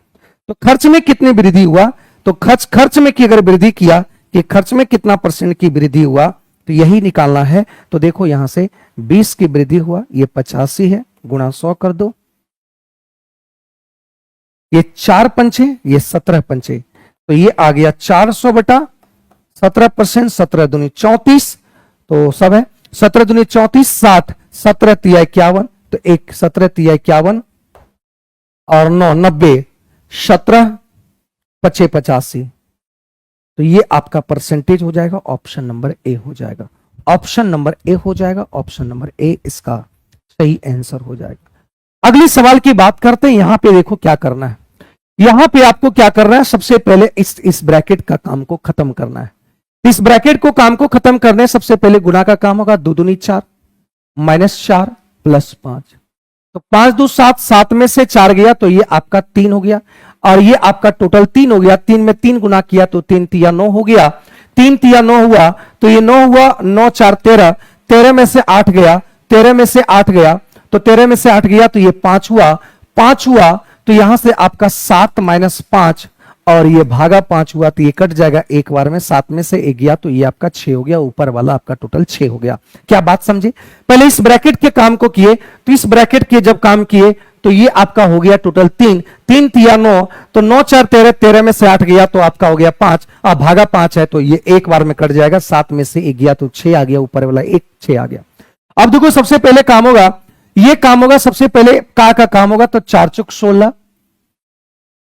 4 चौक 16 भागा है तो इसको गुणा में चेंज करेंगे तो ये आपका ये आ गया 4, तो यहां से आपका हो गया 2 भागा 2 का, तो यहां से हो जाएगा 4 चौक 16 एक 17 बटा 4। तो पहले का काम होगा, तो यहां का मतलब यहां पे गुणा कर देंगे 17 बटा 4, और ये आपका ये कट जाएगा 2 बार में, तो 2 भागा गुणा करेंगे तो ये आपका 17 बटा 2 है, तो ये 2 बटा आपका 17 हो जाएगा, 17 2 दूनी 4 बटा 17, तो यहां पे आ जाएगा 4 बटा 17, तो 6 गुना 17 बटा 4, तो 2 3, 17 3 51 बटा 2, तो 25 सही 1 बटा 2 आ जाएगा। ये आपका कैलकुलेशन है, बहुत आसान है, याद रखना। पहले काम किसका होगा, का, उसके बाद काम होगा भागा का, उसके बाद काम होगा गुणा का, उसके बाद प्लस और उसके बाद माइनस। इससे भी पहले बड़ी ब्रैकेट का काम, उससे पहले छोटी ब्रैकेट का काम होगा, उसके बाद बड़ी ब्रैकेट का काम, पहली ब्रैकेट का, उसके बाद आपका बड़ी ब्रैकेट का काम होगा। इस बात को ध्यान देना, ठीक है भाई। करा कि 5 sine square theta plus 14 cos theta equal to 13। अब कह रहा है कि थीटा 0 से लेकर आपका थीटा का एंगल जो है 0 से 90 के बीच होगा, ये बात कह रखा है, 0 से 90 के बीच है, ये बात कह रखा है। तो देखो यहां से आपको क्या करना है कि 0 से 90 के बीच इसका रखा है, तो यहां देखो आपको क्या करना है मेरे भाई, तो मान किसका पूछना है, वो तो डेक्स क्या मान रखना है, नहीं पता हमको, कुछ भी का मान रख सकते हैं। सबसे पहले इसको सॉल्व कर दो, हम आपको सॉल्व करने का तरीका बता रहे हैं। अगर ये कॉस थीटा है तो इसको भी कॉस थीटा में, कॉस थीटा को साइन थीटा में चेंज नहीं कर पाएंगे क्योंकि कोई उपाय नहीं है, क्योंकि यहां स्क्वायर रहता तभी चेंज होता, लेकिन साइन थीटा को कॉस थीटा में चेंज कर सकते हैं। कैसे कि ये आपका हो जाएगा कॉस स्क्वायर थीटा और प्लस 14 कॉस थीटा और इक्वल टू 13, ठीक है। तो यहां से आ जाएगा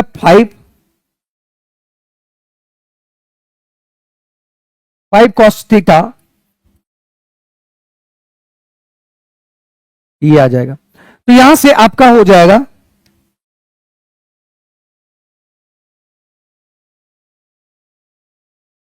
और यहां पे 13 में से 5 चल जाएगा, तो 13 में से 5 किया तो 8, ये 0।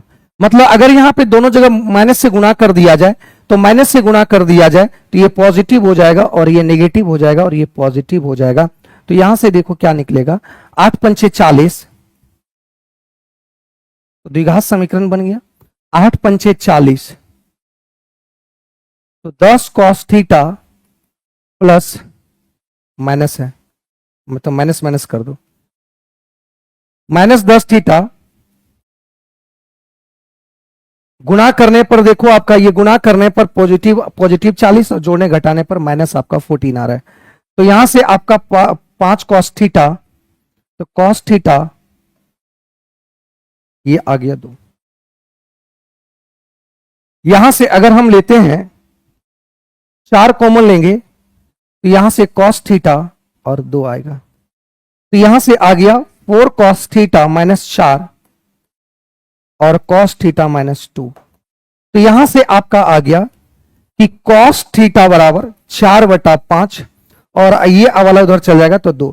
कभी भी कॉस थीटा का जो मान होता है, ध्यान रखना, कॉस थीटा का जो मान होता है वो -1 से लेकर आपका -1 से लेकर ये आपका क्या होता है, कॉस थीटा का मान -1 से लेकर +1 तक होता है, लेकिन ये 2 है, ये आपका नहीं होगा।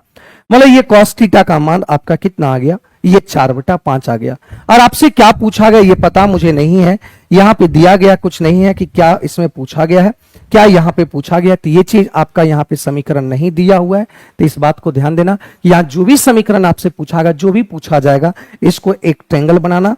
तो ये आपका हो गया ये 5, ये 4, ये थीटा है तो ये 3, कुछ भी जो भी पूछा जाएगा इसको पुट करके आप सॉल्व करेंगे तो ऑप्शन आ जाएगा। ठीक है, चलिए, ये कभी भी क्वेश्चन इस टाइप का रहेगा तो आपको ये करना है। अगर याद रखना कि यहां पे आपका cos थीटा होता और यहां sin थीटा होता, तो sin cos थीटा में चेंज नहीं होता, cos theta cos square theta sin में चेंज होता, तो इसको आप sin में चेंज कर देते। ठीक है, बार कर रहे आप देखो यहां से,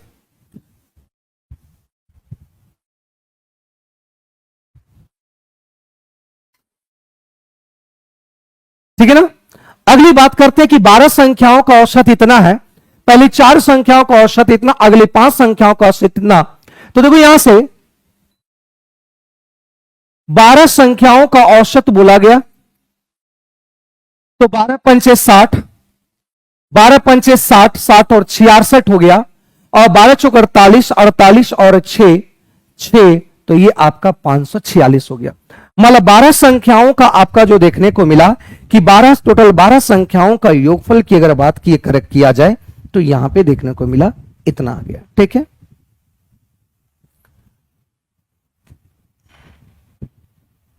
टोटल 540 आ गया। अब कह रहा कि इसमें पहली 4 संख्याओं का, तो इसमें क्या किया, इसमें से पहली 4 संख्याओं का औसत आपका इतना है, तो जोड़ने के बाद गुना करने के बाद देखो 5 चौक 20, 4 कहीं 4, 4 2 6 और 4 चौक 16, 166 आ गया पहली 4 संख्या। अगली 5 संख्याओं का औसत 48 है, 50 रहता है, 5 पे 250, 250 में आपका 5 दूनी 10, मतलब ये आ गया 240।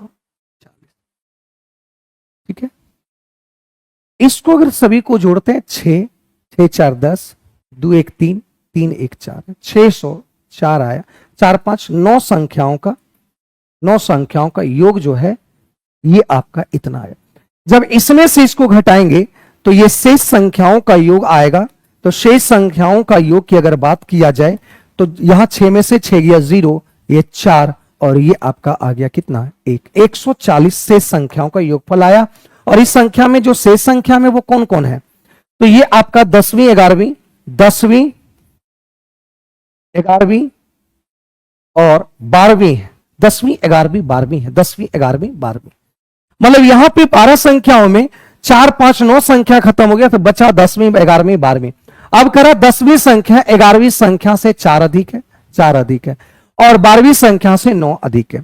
और की बात किया गया है कि 12वीं संख्या से 9 अधिक है, यहां पे बात ध्यान रखना। ठीक है, देखो अगर हम 12वीं संख्या को x मान लें तो कह रहा है कि या 10वीं संख्या 11वीं से 4 अधिक है और 12वीं से 9 अधिक है, तो ये x प्लस 9 हो जाएगा। अगर ये 12वीं से 11वीं से 4 अधिक है तो ये 4 कम होगा, तो 4 कम करेंगे तो ये आपका हो गया। देखो इससे 4, इससे कितना 4 अधिक है, इससे ये आपका। अब ये सभी का योगफल बोला गया कि 140 है, तो यहां से x 3x आ गया और यहां से 9 5 14, 14 उधर चल जाएगा तो 14 उधर चल जाएगा तो 126 आएगा। और इसको काटेंगे तो ये 4 और 2 मतलब x बराबर आपका 42 आ गया। x बराबर 42 आया तो यहां से 10वीं संख्या आ गया, तो 10वीं संख्या आ गया 42 9 2 11, मतलब ये 51 आ गया आपका 10वीं संख्या और 12वीं संख्या आपका आ गया 42। तो यहां से बोला गया है कि 10वीं और प्लस 12वीं का औसत निकालना है तो बटा 2 कर देंगे, तो ये आपका 51 प्लस 42 बटा 2 करेंगे तो यहां पे 3 5 4 9 बटा 2 करेंगे तो ये आपका आ गया 90 45 45 और 1.5। ऑप्शन नंबर ये आ गया 46 पॉइंट। देखो बहुत लंबा सवाल, कैलकुलेटिव सवाल है, ये सवाल आपको कैलकुलेटिव नजर आया है ना, ये कैलकुलेटिव सवाल है और कैलकुलेटिव सवाल अगर यहां पे निकालना है तो इस तरीके से आपको सॉल्व करना ही पड़ेगा, दूसरा यहां पे कोई भी उपाय नहीं है, इस बात को ध्यान देना। कैलकुलेटिव सवाल है, कैलकुलेशन आपको करना ही पड़ेगा और कैलकुलेटिव सवाल यहाँ पे इस टाइप का क्वेश्चंस आपके हैं।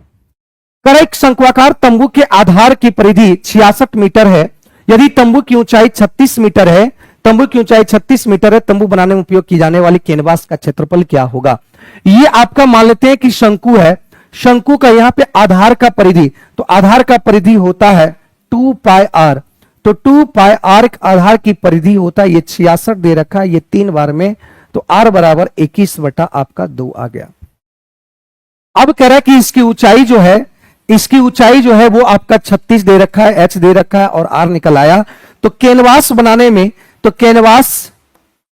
कैनवास का क्षेत्रफल की आप बात करें तो कैनवास का क्षेत्रफल मतलब ये सी, ऐसे कर्व सरफेस एरिया निकालना है, तो curve surface area 22/7 r square 22/7 r l, मतलब ये होता है किसका क्या, पाई आर एल होता है, तो ये आपका हो गया आर एल। एल की अगर बात करें तो देखो यहां से 21/2, एल यहां से आ जाएगा 36 का स्क्वायर और 21/2 का होल स्क्वायर, तो ये आपका हो जाएगा 1296 और 441 बटा,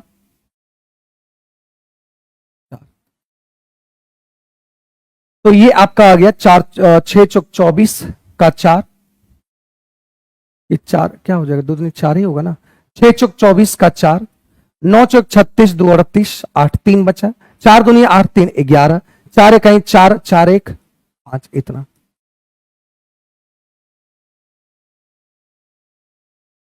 ये कैलकुलेशन करना ही पड़ेगा, 4 1 5 8 4 12 और 4 1 5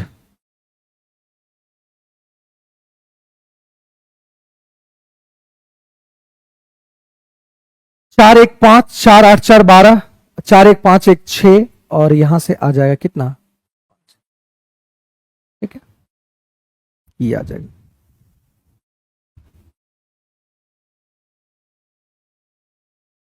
क्या कोई दिक्कत यहां पे, तो ये आपका हो जाएगा 75 और ये 2, मतलब एल का मान आपका, ये 75 का स्क्वायर होता है, ये आ गया 2, एल का मान आ गया, तो यहां पे आपको 75/2 लिख दो और ये 2 से कट गया 11 बार में, ये 7 3 21, ये कट जाएगा, तो 11 गुणा 75 तिया 5 तिया 15 7 तिया 21 21 1 22 इतना आ जाएगा। इसको 11 से गुणा करेंगे तो 5 5 2 7 2 दूनी 4 2 2 4 और 2 2 4 और यहां पे आ गया 2, तो यहां पे आ जाएगा 12 दूनी 24 3 दूनी 6 5 तिया 15 और ये इतना 7 दूनी हो जाएगा, ऑप्शन नंबर ये, ठीक है। Option number C is the right answer, C इसका सही आंसर है, इस बात को ध्यान देना। कैलकुलेशन है, सिर्फ कैलकुलेशन है, ठीक है भाई। करा कि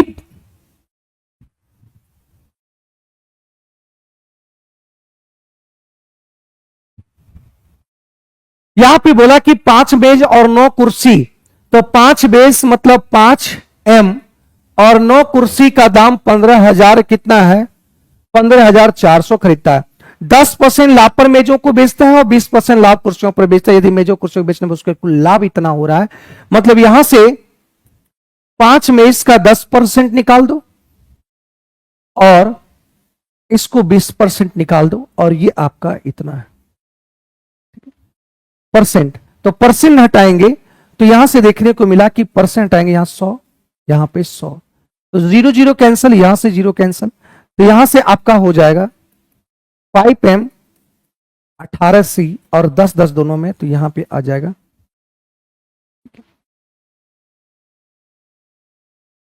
यहां से देखो ये वाला इसको कट कर देंगे तो ये वाला इससे कट हो जाएगा, माइनस आपका 9C होगा और इसको यहां से अगर घटाएंगे 20,800 में से घटाएंगे तो 0 0, 8 में से 4 गया 4, 8 में से 4 गया 4 और यहां से आपका हो गया कितना 9 छक 54, मतलब C बराबर आपका 600 आ गया। मतलब एक चेयर का दाम आपका 600 हो गया, एक चेयर का दाम 600, कुर्सी ही पूछ रहा था तो 1800 आंसर हो जाएगा। एक चेयर का दाम आपका 600, तो 3 चेयर का दाम कितना होगा 600 गुणा 3, तो ये आपका 1800 हो जाएगा। ठीक है, बहुत आसान सवाल थे, बहुत आसान सवाल थे, इसको बस सेट करना था और सेट करके आंसर को निकालना था। ठीक है, बहुत आसान सवाल। यहां पे बोला कि 16 नंबर में कह रहा कि इसका ये समानुपात है, तो 2x + 1 और x + 2 और ये 2 और ये 5, ये कह रहा है कि दोनों समानुपात, ये और ये इसके समानुपात है, यहां पे बोल रखा है। तो यहां से 2x + 1, जब ये समानुपात है, ये और ये समानुपात है, तो इसका रेशियो दोनों बराबर होगा। समानुपात कहने का मतलब इसका अनुपात दोनों बराबर होगा, तो इसलिए हम दोनों का अनुपात रेशियो कर लिया, दोनों को बराबर कर दिए।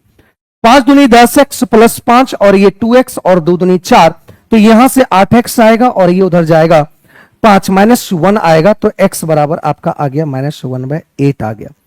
x बराबर आ गया -1/8 आ गया, ये आपका -1/8 आ गया। आपसे बोला गया इसका मध्य अनुपाती निकालो, तो मध्य अनुपाती निकालने की बात किया जाए तो मीन प्रोपोर्शनल की अगर निकालने की बात किया जाए तो मीन प्रोपोर्शनल होता है दो, जो मीन प्रोपोर्शनल जिसका निकालना है उसका दोनों संख्या का गुणनफल। तो देखो यहां से ये 1/8 यहां पे अगर डालेंगे 1/8 माइनस में डालेंगे तो 8 1 8, 8 1 10, 10 बटा कितना आएगा 8 हो जाएगा। ठीक है, 8 1 8 का 8, 9 बटा आपका 8 आ जाएगा, गुना 8 है और यहां से अगर डालेंगे तो यहां पे -1/8, क्योंकि यहां पे नेगेटिव एक्स है, नेगेटिव पॉजिटिव नेगेटिव होगा, 8 का 8 एक 7 बटा 8 आ जाएगा। देख लो, ठीक है, गुणा कर लो, 8 से 8 कट जाएगा, ठीक ना, 8 से 8 कट गया। ठीक है भाई, बोलो, तो 35 नंबर पॉइंट हटाते हैं तो यहां 10,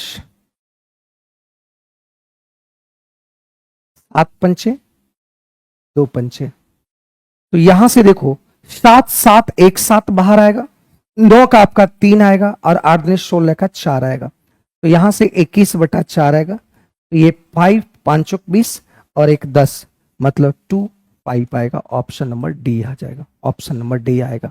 ऑप्शन नंबर कितना आएगा, D is the right answer, D इसका सही उत्तर आ जाएगा। ठीक है, ABCD यहां पे ए और बी और ए बी और ए बी, ये कह रहा है कि 20 दिन में और ये 30 दिन में और ये 60 दिन में किसी काम को कर रहा है, तो सबसे पहला आपका काम क्या है, टोटल वर्क निकालो। तो टोटल वर्क जब निकालेंगे मेरे भाई तो ये आपका 60 ही हो जाएगा, तो 20 तिया 60, 30 दूनी 60, ये इकाई। अब कह रहा है प्रत्येक तीसरे दिन बी सी ए का सहायता करता है, मतलब पहला दिन भी ए, दूसरा दिन भी ए काम करता है और तीसरा दिन आपका ए के साथ कौन आ जाता है, बी प्लस से, और इसी तरीके से काम को क्या करता है, एंड करता है। मतलब यहां पे देखो 3 डेज का पेयर बन रहा है कि 3 दिन में कितना काम कर रहा है, तो 3 दिन में कितना काम कर रहा है, तो ये 3 यूनिट और 3 2 5 और एक 6 यूनिट, मतलब 6 3 9 12 यूनिट काम कर रहा है। तो यहां करवाना है कितना है, 60 काम, मतलब 60 काम ये 3 दिन में आपका ये जो इस तरीके से काम को कर रहा है, फिर ए और ए बी सी तीनों मिलकर काम कर, फिर इसी तरह से काम को एंड करेगा। तो 3 दिन में 3 दिन का पेयर बना, तो 3 दिन में 12 यूनिट काम हुआ, काम करवाना है 60, तो कितना गुना करेंगे 5, तो ये आपका हो जाएगा कितना 15 डेज में आपका 12 पंचे 60 मिनट काम हो चुका है। ऑप्शन नंबर आपका C is the right answer, C इसका सही उत्तर है। इस बात को ध्यान देना, सी इसका सही उत्तर है और she is the right answer, C इसका सही उत्तर है। ठीक है, बहुत आसान सवाल है। 18 नंबर सवाल में कह रहा है कि मोहन की आयु सोहन की आयु से कह रहा है कि सोहन की आयु का 150% है। मोहन की आयु और सोहन की आयु का, तो मोहन की आयु, सोहन की आयु और ये रोहन की आयु। तो कह रहा है कि मोहन की आयु इसका 150% और सोहन की आयु रोहन की आयु का 250% है। अगर ये 100 होगा, आयु का 250% है, तो ये 100 का 250%, 250 होगा, इसका 150% है, तो यहां से आप 150% निकाल लो। 15 पचे 75, 5 15 दूनी 30, ये 100, 375 है। यदि तीनों व्यक्तियों की आयु का योग, अब देखो यहां से रेशियो निकाल लो पहले, 25 से काटो तो ये 15 बार में, 25 से काटो ये 10 बार में, 25 से काटो तो ये 4 बार में, तो ये आपका 29 हो जाएगा। 29 यूनिट बराबर आपका 60 दे रखा है, जो कि पूरी तरह से आपका गलत हो जाएगा आंसर, कहीं पे दिक्कत है। चलो देखो यहां से Rohan, oh sorry sorry sorry sorry sorry sorry, Mohan की आयु रोहन की आयु का 150% है। रोहन अगर 100 होगा तो ये 150% होगा, सॉरी हम यहां इससे तुलना कर दी, और सोहन की आयु रोहन की आयु का 250% है। ठीक है ठीक है ठीक है ठीक है, वही गड़बड़ की है, वही तो लग रहा था। 5 से 5 दिया, 5 बचे और 5 दूनी, तो ये आपका आ गया 10। 10 यूनिट बराबर आपका यहां पे 60 दे रखा है। निकालना क्या है, रोहन की आयु, तो रोहन की आयु 2 है, तो ये आपका आ गया कितना, 12 वर्ष आंसर। ऑप्शन नंबर डी आ गया, ऑप्शन नंबर डी आ गया, ऑप्शन नंबर डी आ गया। ठीक है, ऑप्शन नंबर डी। 19 नंबर में कह रहा है, 89 नंबर में कह रहा है कि ये आपका 6x² प्लस x माइनस 15, ये 0 मूल है, अल्फा और बीटा मूल है। तो अल्फा कह रहा है कि ये अल्फा और बीटा मूल है और अल्फा से बड़ा है बीटा। तो यहां से अल्फा प्लस बीटा की अगर बात किया जाए तो ये आपका आ जाएगा -1/6 आएगा, क्योंकि होता है -b/a। तो यहां पे आपका पॉजिटिव है, तो ये आपका नेगेटिव हो जाएगा। अल्फा इंटू बीटा की बात करते हैं तो -15/6, मतलब ये आ जाएगा आपका 5 तिया और ये 2 तिया। ठीक है, लेकिन आपको चाहिए माइनस यहां पे अल्फा माइनस बीटा। तो अल्फा माइनस बीटा की अगर बात किया जाए,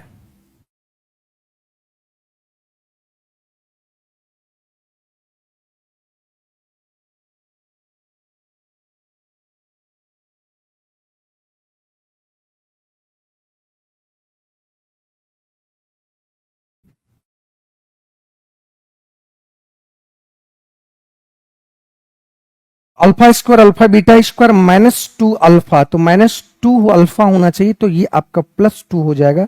मतलब यहां पे आपको ये लिखना पड़ेगा, देखो ये लिख सकते हैं, देखो तो ये अल्फा माइनस बीटा का होल स्क्वायर करेंगे तो alpha square plus beta square -2 alpha beta, ये भी जब करेंगे तो alpha square plus beta square +2 alpha, इधर घटाएंगे तो -2 अल्फा, यही आएगा।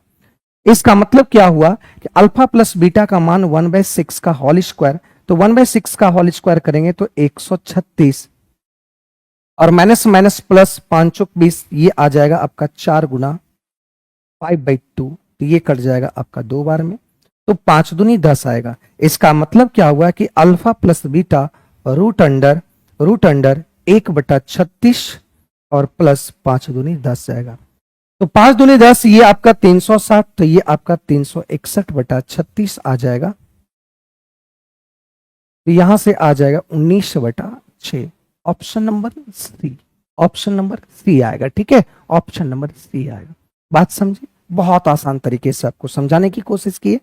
ये हम इसको क्या किया, अल्फा माइनस बीटा लाने के लिए, अल्फा प्लस बीटा लाने के लिए इस फॉर्मूला को हम यूज किए। ठीक है, कह 280 मीटर लंबी एक रेलगाड़ी 8 किलोमीटर प्रति घंटे की चाल से चल रहे हैं और एक आदमी को 16 सेकंड में पार करता है। मतलब ये कह रहा है कि आपका 280 मीटर आपका लंबा है और ये 8 किलोमीटर प्रति घंटे की रफ्तार से जा रहा है, तो एक आदमी को क्या किया कि पार कर गया है कितना सेकंड में, 16 सेकंड में पार कर गया। ठीक है,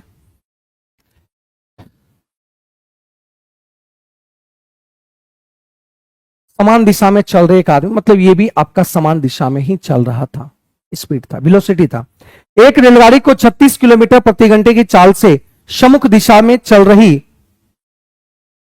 एक अन्य 380 मीटर लंबी रेलगाड़ी को पूरी तरह से पार करने में कितना समय लगेगा?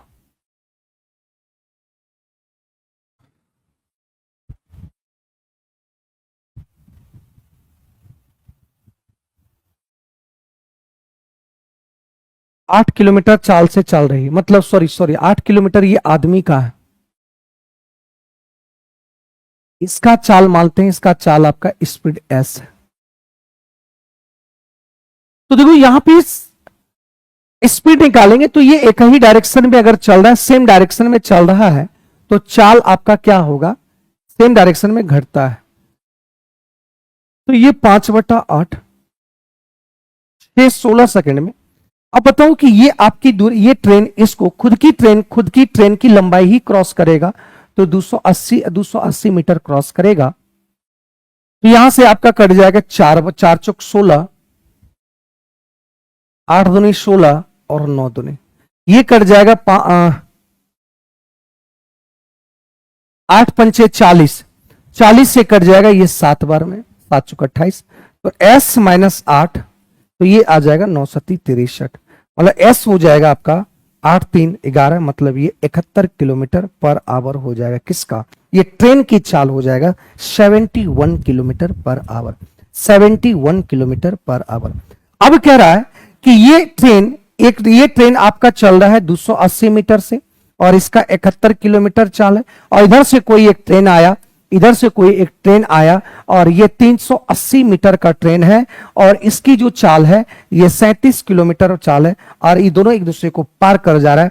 तो पार करने में लगा समय, तो समय बराबर होता है दूरी, तो ये दूरी दोनों एक दूसरे को पार करेगा, तो 0 8 8 16 3 2 5 1 6 660, और इसकी चाल भी जुड़ जाए क्योंकि अपोजिट डायरेक्शन में चाल जुड़ता है, अपोजिट डायरेक्शन में चाल आपका जुड़ता है, सेम डायरेक्शन में आपका क्या होता है, घटता है।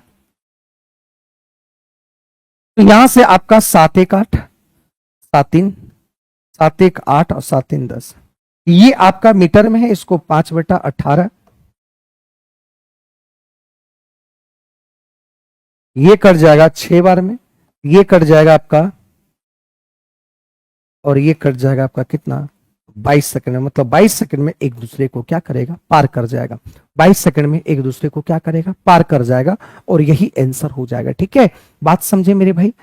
क्लियर हो पाया कि नहीं? यहां पे देखो ट्रेन का चाल नहीं दे रहा, ट्रेन के चाल को यहां से हम लोग निकाल पाए, ट्रेन की चाल यहां से जब निकाले, ट्रेन की चाल यहां से जब निकाले, ट्रेन की चाल यहां से निकल पाया।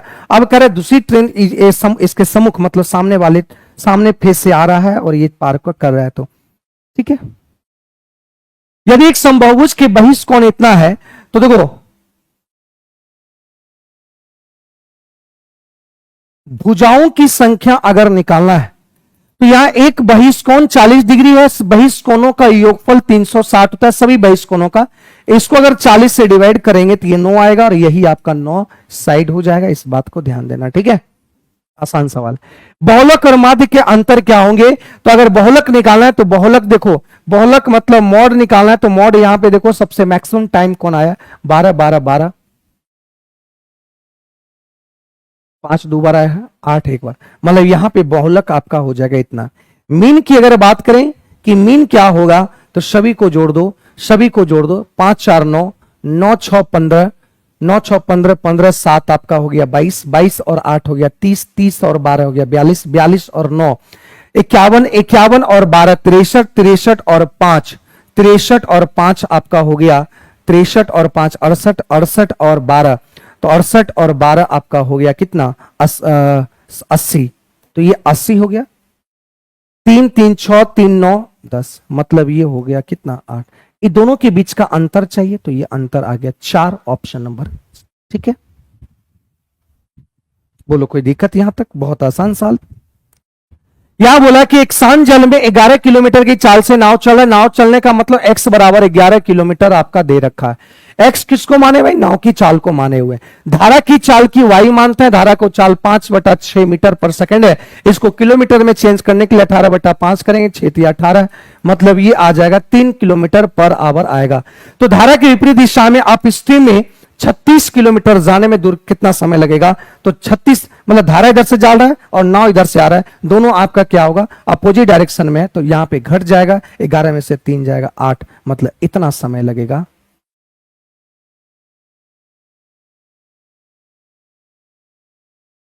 ठीक है, तो ये आपका हो जाएगा इतना घंटा आ जाएगा। तो यहां से कट जाएगा आपका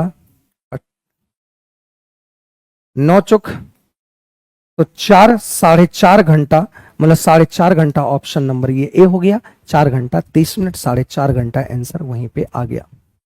ठीक है, 94 में कह रहा है कि एक त्रिभुज आधार की लंबाई संगत ऊंचाई 6 सेंटीमीटर अधिक है। एक त्रिभुज है, एक त्रिभुज का आधार की लंबाई संगत ऊंचाई से 6 सेंटीमीटर अधिक है। अगर ये x होगा तो ये x प्लस कितना होगा, 6 होगा। तो याद रखना इसका एरिया होता है हाफ इंटू आधार इंटू ऊंचाई, ये दे रखा है 108। तो x इंटू एक्स प्लस 6 ये आ जाएगा 2 इंटू, तो यहां से आपको निकालना है त्रिभुज का आधार क्या होगा। तो देखो यहां पे क्या करें, ये x है और ये x प्लस 6 है, मतलब ये 6 का अंतर है। द्विघात समीकरण से बचना है तो देखो उपाय लगाना पड़ेगा। द्विघात समीकरण से अगर बचना है तो उपाय लगाना पड़ेगा। उपाय क्या लगाएंगे इस बात को ध्यान देना। 18 8, तो इसको लिख सकते हैं 18 छक और गुना 2, तो ये 6 दूनी 12 और इंटू 18 लिख सकते हैं। तो दोनों के बीच का देखो ऐसे फैक्टर इसको तोड़े कि 6 का अंतर यहां भी, तो यहां भी देखो 6 का अंतर। इसका मतलब क्या होगा, x बराबर आपका हो गया 12 और x प्लस 6 हो गया कितना, 18। यही आपका आधार निकालना है, मतलब ये आपका हो गया 18। ऑप्शन नंबर डी आ गया, ऑप्शन नंबर डी आ गया। समझे, यहां पे मैसिव फैक्टर तोड़े, दोनों के बीच का आपका 2 factor x into x plus 6, इसको भी ऐसे फैक्टर में तोड़ने की कोशिश की कि दोनों के बीच का अंतर 6, तो ऐसे फैक्टर में तोड़े कि ये भी आपका 6 का अंतर हो जाए। तो ये इसको तोड़े 18 गुना 6, 6 इधर कर 12 इंटू 18, 6 का अंतर, इसका मतलब x का मान 12 है, तो x प्लस 6 आपका 18 होगा। तो यही आंसर निकालने की बात कर रहे हैं, यही आंसर आपको निकालना है। कह 30 मीटर ऊंची एक मीनार है, सिर से एक व्यक्ति भूतल पे खेल रहे किसी बच्चे को 30 डिग्री का अवनमन कोण बनाता है। अवनमन कोण यहां से कोई आदमी देखता है, अवनमन कोण ये 30 है, तो नियन कोण आपका बराबर होता है। दोनों बात समझे। और ये 30 मीटर ऊंचा है, तो ये 30 होगा, तो ये 1 होगा, तो ये आपका √3 है। तो बच्चे के बीच की दूरी और बिंदु, मतलब ये बच्चा और यहां से बीच की दूरी कितना होगा, 1 बराबर अगर 30 है तो 1 बराबर आपका 30 है, निकालना है आपको कितना, √3। तो यहां से आंसर आ गया 30√3 मीटर, ऑप्शन नंबर ए। ठीक है, यही आंसर होगा। संख्या 280 को 73 से किसी संख्या से डिवाइड किया, तो किसी संख्या को किसी संख्या से जब डिवाइड किया तो रिमाइंडर आपका यहां पे बचा कितना, ये 73 बचा। अब करा उसी संख्या को, किसी संख्या को जब 280 से विभाजित किया, मतलब n को 280 से विभाजित किया तो रिमाइंडर 73 बचा। अब कह रहा है उसी संख्या को, तो उसी संख्या मान लो जो रिमाइंडर आया उसी को 35 से डिवाइड करो तो रिमाइंडर आपका 3 बचेगा। Option number C is the right answer, यही इसका सही उत्तर है। ठीक है, चलिए आज की क्लास को हम लोग देख पाए और समझ पाए, सारे क्वेश्चन का एनालिसिस कर पाए, और बेहतर सवाल था, और बेहतर कुछ क्वेश्चन में आपका कुछ क्या बोलते हैं कैलकुलेटिव भी क्वेश्चंस था, और देखने को मिला कि किस तरह कैलकुलेटिव सवाल को आसान कर सकते हैं, कैसे इसको बना सकते हैं, वो चीजों को देख पाए। ठीक है, चलिए आज की क्लास को हम लोग यहीं पे स्थगित करता, मिलते हैं नेक्स्ट क्लास पे। Thank you.